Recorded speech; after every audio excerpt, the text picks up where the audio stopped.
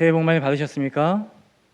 네, 우리 옆 사람과 한번 인사해 보겠습니다. 새해에는 하늘의 복 많이 받으십시오 하고요.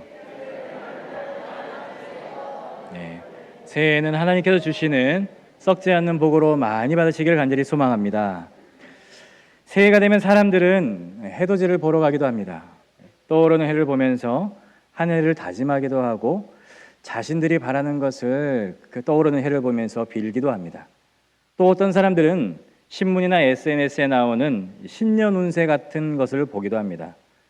언젠가 머리를 자르기 위해서 미용실에 앉아 있는데 미용하시는 분이 이런 말씀을 하더라고요. 저 언니는, 옆에 있는 언니가 어디 교회 권사님이신데 전보로 자주 간다고 그러는 겁니다. 허허 하고 웃어 넘겼지만 오늘 우리가 읽은 말씀처럼 너희가 날과 달과 절기와 해를 삼가 지키니 내가 너희를 위하여 수고한 것이 헛될까 두렵다라는 하나님의 말씀이 생각이 났습니다. 하나님을 제대로 알지 못하면 교회를 아무리 다닌다 할지라도 믿는다는 사람들도 이럴 수밖에 없겠더라는 것이죠. 이 무속적인 신앙으로 집안 식구들을 운명을 점치는 일들을 마다하지 않는 그러한 사람들이, 믿는다는 사람들이, 교회에 다닌다는 사람들이 있더라는 것입니다. 교회도 한때 이런 열풍이 불었었습니다. 가게에 흐르는 저주를 끊어라. 들어보셨습니까? 그 방법이 무엇이었냐면은 이름을 바꾸어서 끊어야 된다는 것입니다. 그런데 그 이름 바꾸는 대가가 만만치가 않습니다. 20여 년 전에 모 교회에서 전도사로 사역하였던 친구가 있었습니다. 그때 당시에 유행하던 이 가게에 흐르는 저주를 끊어라라는 이걸 하는 강사분이 오셔서 그 교회에서 집회를 했더랍니다. 그런데 그 친구가 강사님 앞에 가서 기도를 받고 난 다음에 알아보니까 친구 할머니의 이름에 가게에 흐르는 저주가 흐르고 있다는 거예요. 그래서 이 저주를 끊기 위해서 이름을 바꿔야 되니까 작정헌금 얼마를 하라라고 이야기를 했다고 합니다. 그래, 작정헌금 얼마 할래? 그러니까 2천만 원을 불렀습니다. 이렇게 해서 친구는 작정헌금을 하다가 허리가 휠 지경이었다고 합니다. 그 당시에 교육전도사 사례비가 40~50만 원 정도 되었습니다. 그런데 2천만 원을 채우다 못 채우고 끼니도 굶고 그리고 광주에서 교회로 내려올 차비도 없게 되자 이 작정헌금을 이제 못하게 되었습니다. 이 일로 교회에서는 전도사가 하나님과 약속한 작정헌금을 하지 않는다는 이유로 쫓겨났다고 합니다. 하나님을 제대로 알지 못하면 교회도 이런 잘못된 길을 갈 수밖에 없다는 것이죠. 그래서 우리 오늘 말씀 4장 9절 말씀 다시 한번 읽어보도록 하겠습니다. 시작. 이제는 너희가 하나님을 알 뿐 아니라 더욱이 하나님이 아신 바 되었거늘 어찌하여 다시 악하고 천박한 초등학문으로 돌아가서 다시 그들에게 종 노릇하려 하느냐. 아멘. 이제는 하나님을 너희도 알지 않느냐라는 건데 하나님을 제대로 아는 사람들은 이런 행동을 보이지 않는다는 거예요. 게다가 너희가 하나님을 알 뿐만 아니라 하나님도 우리를 아신 바 되었다는 것입니다. 그런데도 잘못을 하고 있으니 하나님께서 너희를 위해서 하신 일들이 모두 헛될까 두렵다라는 것입니다. 하나님께서 우리를 아신다는 것, 히브리어로는 야다라고 합니다. 헬라어로는 기노스코라고 하는데요. 이 야다와 기노스코는요, 둘이 하나가 된다라는 뜻을 가지고 있어요. 여러분 창세기 2장 24절 말씀에 보게 되면 이러므로 남자가 부모를 떠나 그의 아내와 합하여 둘이 한 몸을 이룰지로다라는 그 말씀에 둘이 하나가 되는 것이 바로 기노스코라는 뜻입니다. 우리가 길 가다가 우연히 만난 사람을 기노스코라고 하지 않습니다. 옆집에 사는 가까운 이웃에게도 기노스코라고 하지 않습니다. 살을 부비면서 살아가는 부부가 서로가 서로를 알아가듯이 하나님이 나를 알고 내가 하나님을 알아가는 것이 바로 기노스코, 야다, 알아간다라는 뜻입니다. 그런데 이 단어는요, 완료가 된 것이 아니라 진행형입니다. 시간이 지나가면서 서로의 성품도 알아가고 기질도 알아가고 그가 가지고 있는 가능성과 한계도 알아가는 것이죠. 이것이 바로 오늘 우리가 읽은 갈라디아서 4장 9절의 상반절 말씀입니다. 함께 읽어보도록 하겠습니다. 시작. 이제는 너희가 하나님을 알 뿐 아니라 더욱이 하나님이 아신 바 되었거늘. 아멘. 그런데 여기에서 아신 바 되었다라는 것은요, 과거형도 가지고 있어요. 안다와 알고 있었다라는 것의 차이점입니다. 여러분, 안다는 것이 무엇입니까? 지금 현재 나의 모습을 알고 있다라는 것입니다. 그렇다면 알고 있었다라는 건 무엇입니까? 과거의 나의 모습까지도 알고 있었다라는 거예요. 다시 말해서 내가 하나님을 알지 못했을 때에도 하나님은 나를 알고 계셨다라는 것입니다. 로마서 8장 29절로 30절 말씀 같이 읽어보도록 하겠습니다. 시작. 하나님이 미리 아신 자들을 또한 그 아들의 형상을 본받게 하기 위하여 미리 정하셨으니 이는 그로 많은 형제 중에서 맏아들이 되게 하려 하심이니라. 또 미리 정하신 그들을 또한 부르시고 부르신 그들을 또한 의롭다 하시고 의롭다 하신 그들을 또한 영화롭게 하셨느니라. 아멘. 하나님께서 우리들을 많고 많은 사람들 중에 콕 하고 집어내셨다는 거예요. 사랑하는 성도 여러분, 우리가 이렇게 귀한 사람들입니다. 선택받은, 특별한 선택을 받은 사람임을 여러분 잊지 마시기 바랍니다. 그러므로 우리는 특별한 은혜를 받은 행복한 사람이라는 사실을 여러분 잊지 마시기 바랍니다. 우리 옆 사람에게 인사해 보겠습니다. 당신은 특별한 은혜를 받은 행복한 사람입니다 하고요. 그렇습니다. 우리는 특별한 하나님의 은혜를 받은 행복한 사람임을 잊지 말고 사시길 간절히 소망합니다. 여러분, 우리가 이렇게 특별한 은혜를 받은 행복한 사람에 선택받을 자격이 있는 사람입니까? 아닙니다. 우리 안의 내면을 들여다보게 되면 저 깊은 곳에서 여전히 죄의 찌꺼기가 남아 있어서 언제라도 우리가 죄 지을 준비가 되어 있는 사람이 바로 우리들입니다. 깊은 곳에 박혀있는 죄성의 뿌리들이 여전히 힘들 때마다 우리를 괴롭히고 흔들고 있다는 것이죠. 그럼에도 불구하고 하나님은 나 같은 사람을 콕 집어서 선택하여 주시고 여기에 불러주셨습니다. 여러분, 하나님께서 우리를 불러주신 이유를 아십니까? 누구도 단박에 알아낼 수가 없습니다. 하나님의 깊은 뜻을 우리가 알아낼 사람은 그 어느 누구도 없습니다. 그래서 우리가 이런 찬양을 하지요.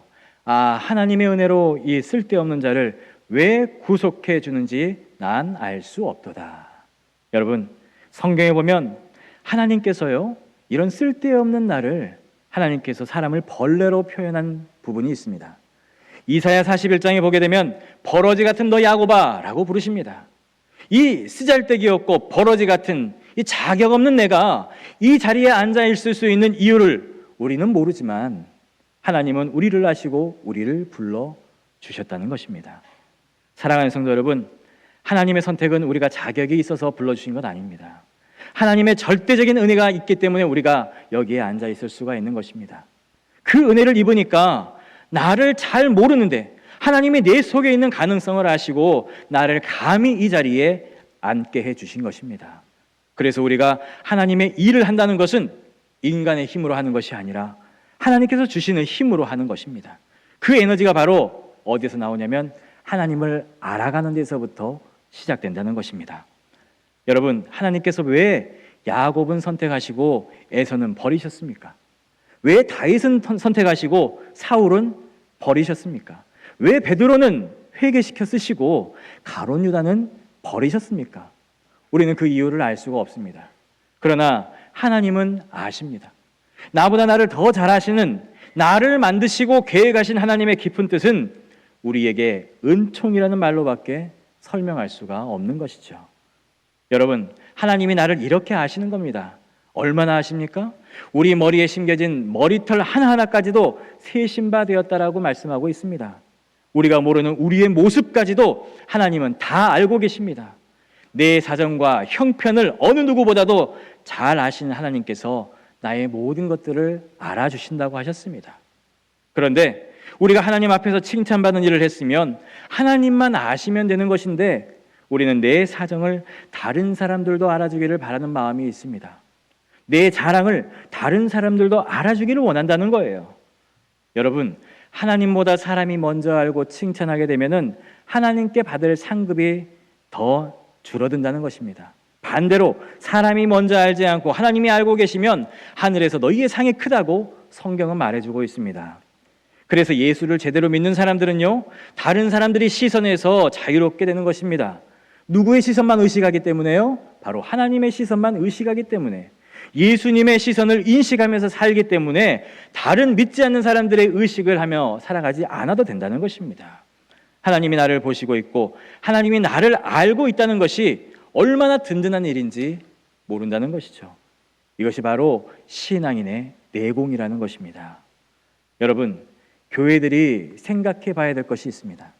예수를 믿어서 세례받고 신앙의 기초부터 가르침을 받는데 현재의 신앙의 기초 커리큘럼은 너무 빨리 서두르는 감이 없잖아 있습니다.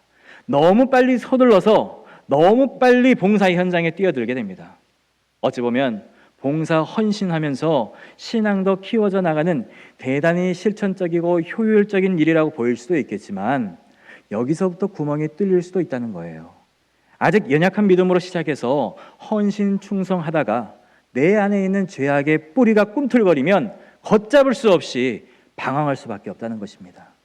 사회적인 헌신과 충성의 대가와 교회 안에서의 헌신과 충성의 대가가 이렇게 상충하다 보니까 결국 얼마 가지 않아서 지치고 만다는 것입니다. 1, 2년 믿고 끝날 것이 아니라 4, 3해까지 이어지는 신앙의 기틀을 너무 단기간에 끝내다 보니까 기초 없이 무너져 내리는 일들이 교회 안에서 허다하다는 것입니다. 게다가 충전시켜야 될 사람에게 충전을 시키지 아니하고 출력을 시키다 보니 그 영혼의 구멍이 뚫리게 되는 것입니다. 예배가 살아나야 할 사람이 봉사의 현장, 희생의 현장에 투입되어서 실족하게 되는 일들이 교회 안에서 빈번하게 일어난다는 것입니다. 그래서 여러분, 교회가 새로워지기 전에, 새로워지기 위해서는 우선 우리가 해야 될 일들이 있습니다. 충성과 헌신을 강요하기 전에 하나님의 깊이와 하나님의 넓이와 중요함을 우리가 먼저 인식하고 나아가야 된다는 것입니다. 하나님을 알아가는 것, 하나님을 배우는 것이 우리에게 핵심이 돼야 된다는 것입니다. 먼저 하나님을 똑바로 알고 믿음 생활해야지만이 우리가 쓰러지지 아니하고 버틸 수 있다는 것입니다. 2025년에는 먼저 해야 할 일과 나중에 해야 할 일을 잘 구별하시기 바랍니다. 먼저는 우리가 하나님이 나를 아신다는 사실을 인식하는 것이 먼저 선행돼야 됩니다. 이것이 우리 뼛속 깊은 데까지 인식이 될 때에 우리는 초보 신앙인처럼 흔들리지 않을 수가 있는 것입니다. 이것을 터득할 때에 우리는 이로 인해 나는 하나님으로부터 행복한 사람이라는 것을 감사하며 느낄 수가 있는 것입니다. 여러분, 신앙생활이라는 것은 다른 것 아닙니다. 하나님이 나를 아신다는 사실을 내가 인식하는 것이고 내가 하나님을 알아가는 것이 바로 신앙생활이라는 거예요. 하나님의 깊이와 넓이가 그리고 그 풍요함을 알아가는 것이 우리에게 먼저가 돼야 된다는 것입니다. 그러기 위해서는 뭐가 살아나야 됩니까? 바로 우리가 드려지는 예배가 살아나야 하는 것입니다. 예배가 살아나야 이때부터 내 안에 계시는 성령님이 움직이기 시작하는 것입니다. 성령님이 움직여야 나를 이끌어 주실 수가 있고 성령님이 도와주셔야 우리가 말하는 보혜사 역할을 성령님께서 하실 수 있기 때문에 그렇습니다. 그런데 우리가 하나님을 제대로 알지 못하면 말씀을 들어도 매일매일 죄 지을 수밖에 없다는 것이죠. 왜요? 성령님께서 역사하시지 않기 때문에 우리의 삶에 변화가 없다는 것입니다. 그래서 오늘 말씀 4장 갈라디아서 4장 10절과 11절 말씀 다시 한번 읽어보도록 하겠습니다. 시작. 너희가 날과 달과 절개와 해를 삼가 지키니 내가 너희를 위하여 수고한 것이 헛될까 두려워하노라. 아멘.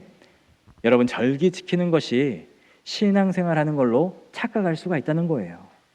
예배당에 이전에 앉아오는 시간에 맞춰서 나오는 것이 신앙생활의 다라고 생각할 수 있다는 겁니다. 형식주의에 빠져버린 것이죠. 반복되는 의식에 매여서 움직이는 것밖에 안 됩니다. 그래서 해가 바뀌어도 변화가 없고 달라지지 않고 반복해서 계속 굳어져가는 죽어가는 신앙인이 될 수밖에 없다라는 것입니다.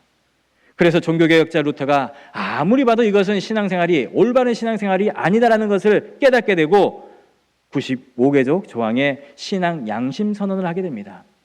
그에 담긴 골자가 이것입니다. 오직 믿음으로, 오직 성경으로, 오직 은혜로 하나님을 알아가는 것이 진정한 신앙생활이다라고 한 것이죠. 여러분, 우리 교회가 절기와 예식에 묶여 있으면 안 됩니다. 교회 공동체는 날마다 움직이는 살아있는 유기체입니다. 그래서 교회는 살아있는 생명체라고 말하는 거예요. 잘한다라고 이야기를 하죠. 부흥한다, 성장한다라고 이야기를 하는 것입니다.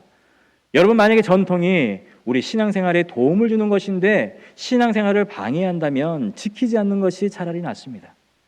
전통이 신앙 성장에 방해가 된다면 살을 잘라내는 심정으로 골마 터진 것을 잘라내야 되는 것입니다. 여러분, 성령이 활동하시는 교회는요, 때에 따라서 법과 전통도 넘어갈 수가 있을 수 있어야 됩니다. 이것이 바로 사도행전 초대교회의 모습이었습니다. 이것이 개신교회의 장점이고 개신교회만이 할 수 있는 능력이라고 할 수 있습니다. 사랑하는 성도 여러분, 기억하시기 바랍니다. 하나님을 아는 것으로 멈추지 마시기 바랍니다. 성경 통독을 한다고 우리가 예배에 참여했다고 끝난 것이 아닙니다. 하나님을 매일 매년 우리는 조금씩 알아가는 것입니다. 다양한 모습으로 우리에게 찾아오시는 하나님을 우리가 만나면서 우리가 조금씩 알아가는 것입니다. 여러분, 금년에도 하나님을 알아가는 복음의 사람들이 되시길 간절히 소망합니다. 그래서 하나님께서 우리에게 원하시는 것과 우리에게 예비하신 복들을 온전히 감사함으로 누려서, 그래서 우리들에게 하나님께서 허락하신 모든 일들을 기꺼이 감당할 수 있는 복된 성도들의 삶이 되시길 간절히 축원합니다. 기도하겠습니다. 하나님 아버지, 감사합니다. 하나님을 알아감이 우리에게는 인생 최고의 복임을 깨닫게 하여 주옵소서. 하나님께서 나를 아신다는 사실이 우리 인생 최고의 자랑이 되게 하여 주옵소서. 이것을 깨닫고 살아가는 복된 인생들이 되게 하여 주옵소서. 예수님의 이름으로 기도합니다. 아멘.